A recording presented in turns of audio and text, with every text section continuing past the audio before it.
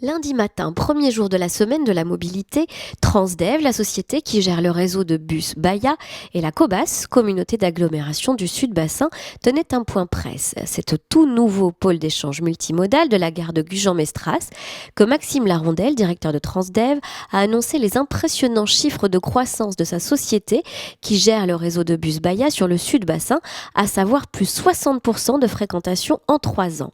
Quant à la présidente de la COBAS, Marie-Hélène Desego, elle a annoncé sur le terrain des mobilités douces que la communauté d'agglomération venait d'être lauréate d'un appel à projet national pour les continuités cyclables et c'est le franchissement du pont du boulevard de Curpip à la Teste qui a ainsi été retenu. Nous nous retrouvons aujourd'hui sur le pôle d'échange de la gare de Gujan-Mestras. Alors, nouveau pôle d'échange qui est terminé depuis vendredi. Donc, c'est pour ça qu'on a choisi ce lieu pour commencer, parce que c'est le plus récent. On est passé de 750 000 voyages en 2015 à plus d'1 650 000 aujourd'hui. Donc, presque 60% d'augmentation. Une augmentation constante, 20% par an pendant les 3 dernières années à peu près.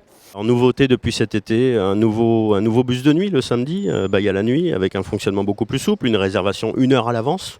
Donc j'appelle à 3 heures du matin, je suis prêt à 4 heures du matin pour rentrer chez moi.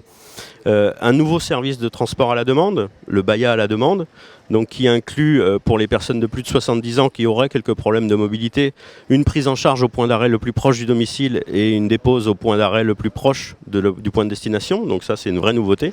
Sans contrainte horaire, entre 8h et 18h, du lundi au samedi, sans contrainte communale, à destination de tous les centres communautaires, tous les services publics et les centres commerciaux. Le réseau fonctionne encore très bien.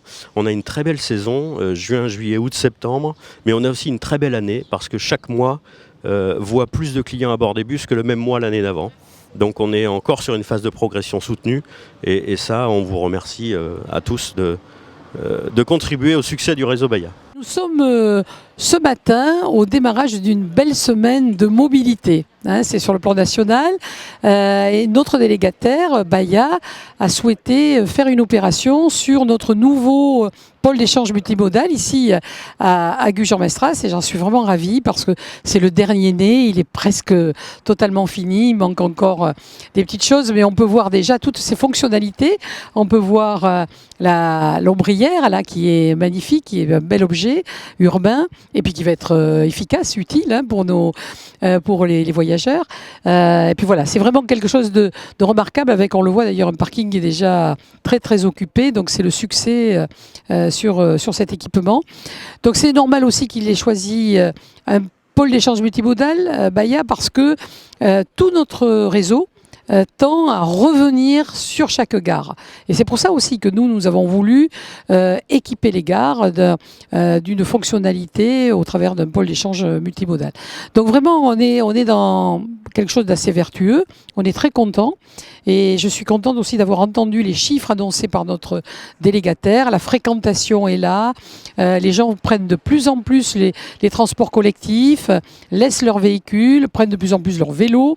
Et là aussi, j'en veux pour preuve, nous venons d'être lauréats d'un appel à projet, la COBAS, qui est un appel à projet qui a été lancé par le ministère des Transports sur les liaisons cyclables et les continuités de ces liaisons. On vient de gagner avec le projet à la Teste de Curpip, de la piste cyclable. On fait bien sûr des échangeurs, on fait sur la 660, on double la voie, etc. Mais on veille à mettre en place des politiques qui sont celles de pas tout sur la voiture, mais au contraire, tout sur la mobilité intelligente et particulièrement la mobilité numérique.